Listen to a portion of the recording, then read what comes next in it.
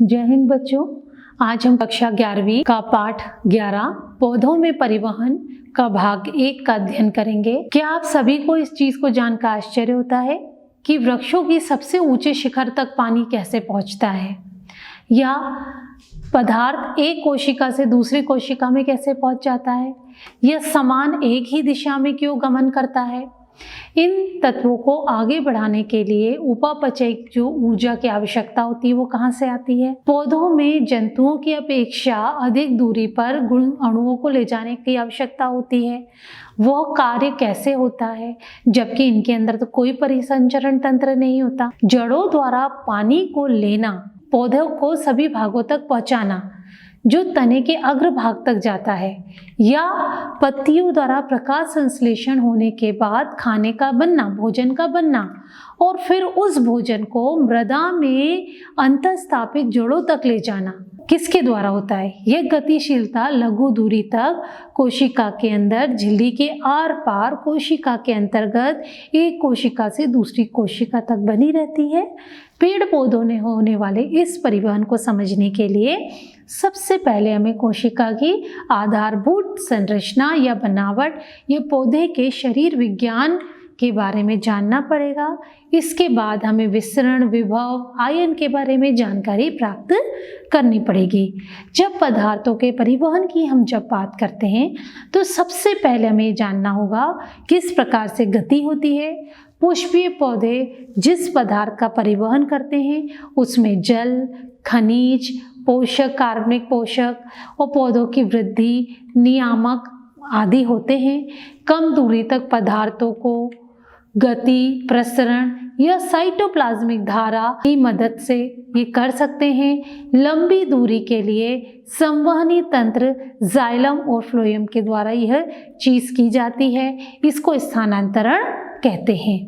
एक महत्वपूर्ण पहलू जिस पे हमें ध्यान देने की जरूरत है वह परिवहन की दिशा। मूलीय पादप से जलीय परिवहन आवश्यक रूप से दिशात्मक अर्थात जड़ से तने तक होता है। कार्बनिक और पोषक तत्वों का परिवहन बहुदिशात्मक होता है। प्रकाश संश्लेषण पत्तियों द्वारा संश्लेषित कार्बनिक यौगिक को पौधे के अंग जिसमें भंडारण अंग भी शामिल हैं उन तक पहुंचाया जाता है। जड़ों द्वारा ग्रहण करने के तने पत्तियों की वृद्धि क्षेत्रों तक भेजा जाता है। जब किसी पौधे के कोई भाग जरा अवस्था को प्राप्त कर लेता है उस क्षेत्र को पोषक तत्वों वृद्धि करके क्षेत्रों की ओर भेज दिया जाता है।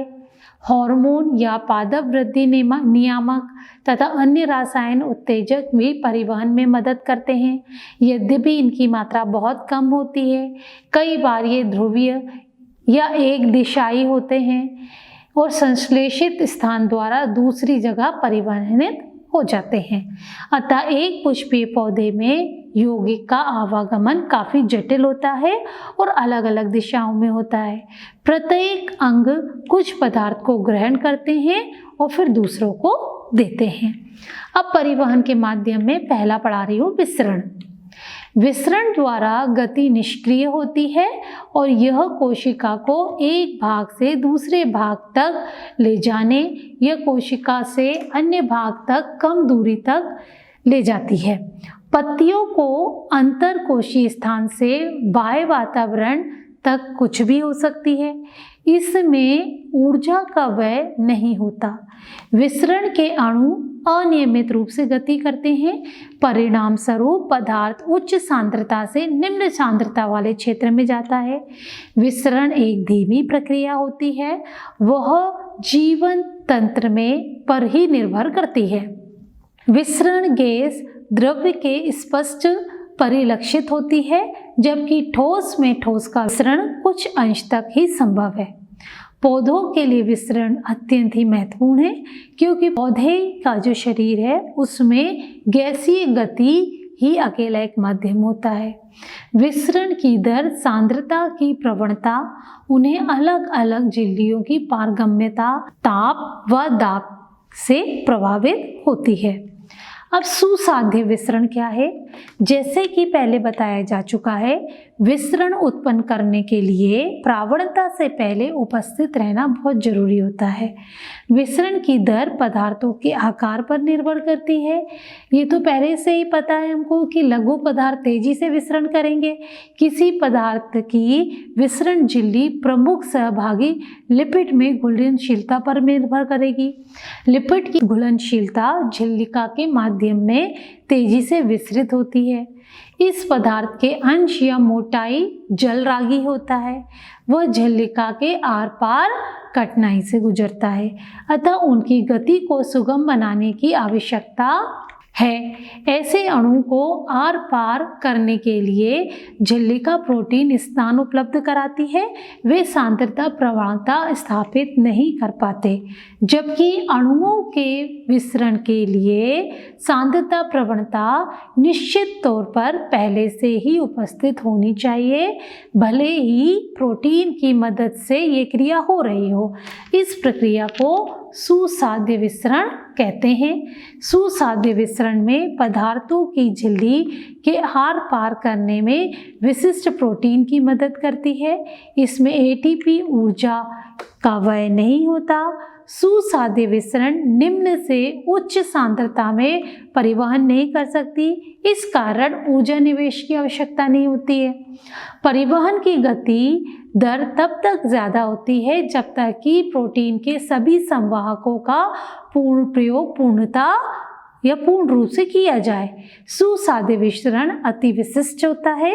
इन कोशिकाओं के पदार्थों के उद्ग्रहण के लिए चयन करने के लिए ये छूट प्रदान करता है। ये निरोधकों के प्रति संवेदनशील होता है जो प्रोटीन के पार्श्व श्रृंखला से प्रतिक्रिया करते हैं। अणुओं को आर पार जाने के लिए झिल्लिका में मौजूद प्रोटीन रास्ता बनाता है। कुछ रास्ते हमेशा खुले रहते हैं और कुछ नियंत्रित भी हो सकते हैं। कुछ बड़े होते हैं, कुछ जो विभिन्न प्रकार के अणुओं को आर पार जाने की छूट देते हैं। पोरिन एक प्रकार का प्रोटीन है जो प्लासिड माइटोकॉन्ड्रिया बैक्टीरिया की बाह्य झिल्ली के बड़े आकार के छिद्रों का निर्माण करता है ताकि झिल्ली में से होकर प्रोटीन के साइज के अणु वहां से गुजर सकें। बहुकोशिकीय अणु परिवहन प्रोटीन पर बंधित रहते हैं। परिवहन प्रोटीन के बाद घूर्णित होकर कोशिका के भीतर अणु को मुक्त कर देता है। उदाहरण के लिए जल मार्ग जो 8 तरह के अलग अलग एक्वोपोरिन से बना हुआ होता है। अब मैं आपको बता रही हूँ निष्क्रिय सिम्पोड या एंटीपोड क्या होता है। कुछ वाहक या परिवहन प्रोटीन विसरण को अनुमति तभी देते हैं जब वे अणुओं के साथ चलते हैं, इसको अपन सिम्पोड। दोनों अणु एक ही दिशा में झिल्लिका के आर पार होते हैं, जबकि एंटीपोड में उल्टी दिशा में चलते हैं। एक अणु दूसरे अणु को स्वतंत्र होके झिल्लिका को पार कराता है, उसे हम यूनिपोड कहते हैं। अब आता है सक्रिय परिवहन। सक्रिय परिवहन सांद्रता परिप्रवणता के विपरीत अणुओं के पंप करने की ऊर्जा का प्रयोग करता है। सक्रिय परिवहन झिल्लिका प्रोटीन द्वारा पूर्ण किया जाता है, अतः झिल्ली की अलग अलग प्रोटीन सक्रिय तथा निष्क्रिय दोनों परिवहन में प्रमुख भूमिका निभाते हैं। पंप की तरह प्रोटीन है जो पदार्थों को झिल्लिका के आर पार कराने में ऊर्जा का प्रयोग करता है। ये पंप प्रोटीन पदार्थों को कम सांद्रता से अधिक सांद्रता की ओर परिवहन कराते हैं। परिवहन की गति अधिकतम तब होती है जब परिवहन करने वाले प्रोटीन का प्रयोग हो रहा हो और वह संतृप्त ही क्यों ना हो। एंजाइम को की भांति वाहक प्रोटीन झिल्लिका को पार करने वाले पदार्थों के प्रति बहुत अधिक विशिष्ट होते हैं। ये प्रोटीन निरोधकों के प्रति संवेदनशील भी होते हैं जो पार्श्व श्रृंखला से प्रतिक्रिया करते हैं। अब देखें अगला, विभिन्न परिवहन विधियों की तुलना करते हैं। आपको एक तालिका दिखाई जा रही है जिसमें तुलना की गई है कि झिल्ली का प्रोटीन सुसाध्य विसरण और सक्रिय परिवहन के लिए उत्तरदायी होती है।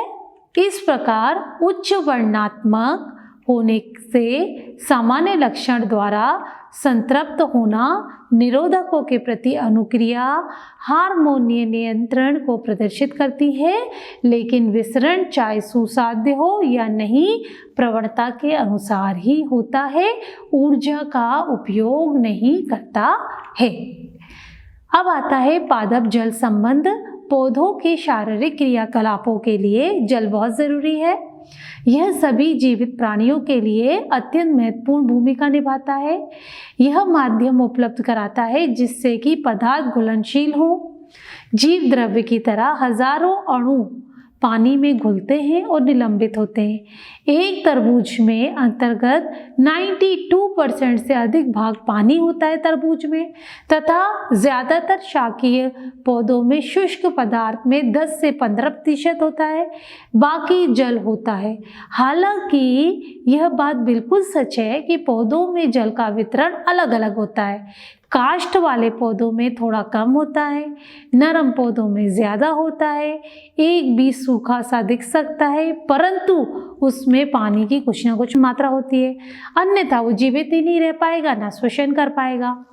स्थलीय पौधों में प्रतिदिन भारी मात्रा में वह पानी ग्रहण करते हैं, लेकिन पत्तियों से इनका अधिकतर वाष्पोत्सर्जन द्वारा हवा में निकल जाता है पानी। मक्के का एक परिपक्व पौधा एक दिन में लगभग 3 लीटर पानी को अवशोषित करता है, जबकि सरसों का पौधा लगभग 5 घंटे में अपने वजन के बराबर पानी को अवशोषित कर लेता है। पानी की इस उच्च मात्रा की मांग के कारण यह आश्चर्य नहीं होना चाहिए कि कृषि एवं प्राकृतिक पर्यावरण में पौधों की वृद्धि उत्पादकता को सीमित करने के लिए सीमाकारी कारक प्रायः जल ही होता है। जल विभव या जल अंतर्विभव मैं बता रही हूँ आपको। पादप जल संबंध की व्याख्या करने के लिए कुछ विशेष मानक शब्दों को समझ लेना, उसका अध्ययन करना आसान बना देगा। जल विभव जल की गति या परिवहन को समझने के लिए उसका आधारभूत धारणा हम उसको मानते हैं। विलय विभव या विलय अंतःशक्ति, दाब विभव या दाब अंतःशक्ति जल विभव को सुनिश्चित करने वाले 2 कारक हैं। जल के अणुओं में गतिज ऊर्जा पाई जाती है। द्रव और गैस की अवस्था में वह अनियमित गति करते हुए रहते हैं। यह गति तीव्र, स्थिर दोनों प्रकार की हो सकती है। किसी तंत्र में अधिक मात्रा में जल हो तो उसकी गतिज ऊर्जा और जल विभव उसमें अधिक होगा। अतः सुनिश्चित है कि शुद्ध जल में सबसे ज़्यादा जल विभव होगा। यदि कोई 2 अंतर्विष्ट जल तंत्र संपर्क में हो तो जल के अणु अनियमित गति करके जल के वास्तविक गति को त्वरित गति ज़्यादा ऊर्जा वाले भाग से कम ऊर्जा वाले भाग में होगी। अतः पानी उच्च जल विभव वाले अंतरिष्ट जल तंत्र से कम जल विभव वाले तंत्र की ओर गमन करेगा। पदार्थ की गति इस प्रक्रिया ऊर्जा प्रवणता के अनुसार होती है, इसे और विसरण कहलाती है। जल विभव को ग्रीक चिन्ह जो मैं आपको चित्र में दिखा रही हूँ उसके द्वारा चिन्हित किया जाता है। इसे पास्कल जैसी दाब इकाई के रूप में व्यक्त करते हैं। परंपरा के अनुसार शुद्ध जल के जल विभव को एक मानक ताप पर, जो कि किसी भी दाब में नहीं है, पर 0 माना गया है। यद्यपि कुछ विलय जल में घोले जाते हैं तो घोल पे मुक्त पानी कम हो जाता है और जल की सांद्रता घट जाती है और जल विभव भी कम हो जाता है। इसलिए विलयनों के शुद्ध जल की अपेक्षा जल विभव कम होता है। इस निम्नता के परिमाण एक विलय द्रवीकरण के कारण होता है, इसे हम विलय विभव कहते हैं। ये हमेशा ऋणात्मक होगा। जब विलय के अणु अधिक होते हैं तब यह नकारात्मक होता है। वायुमंडलीय दाब पर विलय या घोल का जल विभव जो है विलय विभव ही होता है। यदि घोल या शुद्ध जल पर वातावरणीय या वायुमंडलीय दाब से अधिक दबाव लगाए जाए तो उसमें जल विभव बिगड़ जाएगा। यदि एक जगह से दूसरी जगह पानी पंप करने के बराबर होता है तो हम क्या सोच सकते हैं कि हमारे शरीर में किसी जल दाब निर्मित होता है, और जब विस्तरण के कारण पौधे में कोशिका के जल प्रवेश करता है तो वह कोशिका भित्ति को बढ़ा देता है, जिससे कोशिका भित्ति फूल जाती है और दाब विभव भी बढ़ जाता है। दाब विभव ज़्यादातर सकारात्मक होता है, हालांकि पौधों के अंदर विभव जाइलम के जलखंड में तनाव में एक तने से जल के परिवहन में यह महत्वपूर्ण भूमिका निभाता है। दाब विभव को जो चित्र में मैं आप दिखा रही हूँ इस चिन्ह के द्वारा चिन्हित करते हैं। कोशिका का जल विभव विलय एवं दाब विभव दोनों को ही प्रभावित करेगा।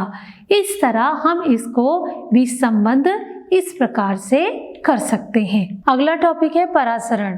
पौधे की कोशिका कोशिका झिल्ली या कोशिका भित्ति से घिरी होती है। यह कोशिका भित्ति जल और विलयन के पदार्थों के लिए मुक्त रूप से पारगम्य होती है, अतः ये परिवहन या गति के लिए बाधक नहीं होती।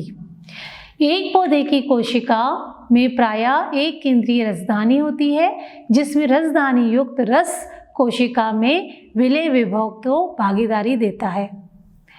पादप कोशिका में कोशिका झिल्ली तथा रसधानी की झिल्ली टोनोप्लास्ट या दोनों एक साथ कोशिका के अंदर और बाहर अणुओं की गति को निर्धारित करने के लिए महत्वपूर्ण होती है। परासरण विशेष रूप से विभेदक या अर्धपारगम्य झिल्ली के आर पार जल के विसरण के लिए संदर्भित किया जाता है। यह बताया जाता है परासरण स्वतः ही प्रेरित बल को अनुक्रिया करता है और परासरण की दिशा एवं गति दाब प्रवणता और सांद्रता प्रवणता के पर निर्भर करती है। जल अपने उच्च रासायनिक विभव से निम्न रासायनिक विभव की तरफ संचरित होता है और यह तब तक साम्यावस्था ना पहुंचे तब तक ये होता है। इस तरह दोनों कक्षों में साम्य या समानता होने पर यह पूर्ण होता है। आपके विद्यालय में पहले चरण में आलू के ऑस्मोमीटर के द्वारा आपको प्रयोगशाला में कराया गया होगा, या कंद को रखकर प्याज के द्वारा आपको परासरण का एक एक्सपेरिमेंट कराया गया होगा, जिसमें बताया गया होगा कैसे परासरण की क्रिया होती है। चलिए अब हम एक प्रयोग के द्वारा देखते हैं। यहाँ हमने शर्करा का विलयन लिया है उस और एक कीप ली हुई है, बीकर में उसको लगाया है। अर्धपारगम्य झिल्ली जो है, अगर आप चाहें तो अंडे की झिल्ली को अर्धपारगम्य झिल्ली की तरह प्रयोग कर सकते हैं और उसको छेद करके उस पर लगा सकते हैं, तो पानी की ओर गति करने वाली कीप की घोल का स्तर बढ़ जाता है। ये प्रक्रिया जारी रहती है कब, जब तक कि साम्यावस्था नहीं आ जाती। इस कारण शर्करा झिल्ली के माध्यम से साम्यावस्था की स्थिति तक अणुओं का गमन कराता है। कीप के ऊपरी भाग में दबाव बढ़ जाता है ताकि झिल्ली का माध्यम से कीप पानी विस्तृत हो सके। यह दाब को विस्तृत होने से रोकता है। विलय सांद्रता ज़्यादा होने पर पानी विस्तृत होने से रुक जाता है और अधिक दाब होने की आवश्यकता यहाँ पे होती है। संख्यात्मक आधार पर देखें तो परासरण दाब परासरण विभव के बराबर होता है, लेकिन इसका जो संकेत होता है वो विपरीत होता है। परासरण दाब के लिए प्रयुक्त दाब सकारात्मक होता है, जबकि परासरण विभव जो है वो ऋणात्मक होता है।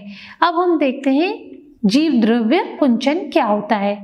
पादप कोशिका या जिनको अपन ऊतक भी ले सकते हैं, जल की गति के लिए अपना व्यवहार प्रदर्शित करते हैं और आसपास के घोल पर ही निर्भर करते हैं। यदि घोल कोशिका द्रव के परासरण दाब को संतुलित करता है तो समपरासरी कहलाता है। यदि बाहर विलयन कोशिका द्रव से अधिक तनुकृत है तो अल्प परासरी कहते हैं, और यदि बाहरी विलयन बहुत अधिक सांद्रता युक्त है तो उसको अति परिसारी कहते हैं। कोशिकाएं अल्प परासरी घोल में फूलती हैं और अति परिसारी में सिकुड़ती हैं। जीव द्रव्य कुंचन तब होता है जब कोशिका से पानी बाहर गति कर जाए और कोशिका झिल्ली सिकुड़ जाए। तो कोशिका झिल्ली कोशिका भित्ति से अलग हो जाती है सिकुड़कर, तब यह होता है। और जब हम इस कोशिका या ऊतक को अति परासरी घोल में डाल देते हैं तो वापस से उसके अंदर पानी आ जाता है, फिर से उसकी राजधानी में पानी भर जाएगा और ये अपनी पुनः स्थिति को प्राप्त कर लेगी। ठीक है, तो ये आपका जो है वो कहलाता है जीव द्रव्य कुंचन। जल का परिवहन झिल्ली के आर पार जल विभव क्षेत्र में निम्न जल विभव से अधिक जल विभव की ओर होगा। जीव द्रव्य कुंचित कोशिका कोशिका भित्ति में संकुचित जीव द्रव्य के बीच जगह कौन भरता है? जब कोशिका समपरासरी घोल में कोशिका को रखा जाता है तो जल का प्रभाव अंदर और बाहर की ओर नहीं होता। यदि बाह्य घोल जीव द्रव्य में परासरी दाब को संतुलित रखता है तो उसे हम समपरासरी कहते हैं। सेल में जब जल अंदर और बाहर समान रूप से गति करता है और ये तब तक करता है जब तक कि साम्यावस्था नहीं आती, तो इसे हम क्या बोलते हैं? कोशिका का ढीला होना कहते हैं। और जीव द्रव्य कुंचन या जीव द्रव्य संकुचन की क्रिया प्रायः प्रतिवर्ती होती है। जब कोशिकाओं को अल्प परासरी घोल विलयन में रखते हैं, कोशिकाएं जल विसरित उसमें से होता है और जीव द्रव्य की भांति वह विरुद्ध दबाव उनमें पड़ने लगता है, जिसमें स्फीति दाब कहते हैं। पानी में घुसने के कारण जीव द्रव्य द्वारा किए कठोर भित्ति की विपरीत दाब को दाब विभव कहते हैं। कोशिका भित्ति को दृढ़ता के कारण कोशिका नहीं बढ़ती है। यह स्फीति दबाव अंतः कोशिका विस्तार में फैलाव के लिए उत्तरदायी होता है। तो छात्रों, आज हमने पाठ 11 का अध्ययन किया। आशा है आपको समझ में आया होगा। इसमें हमने आपको परासरण के बारे में भी बताया, पौधों में कैसे पानी का गमन होता है उसके बारे में भी आपको सूचना दी।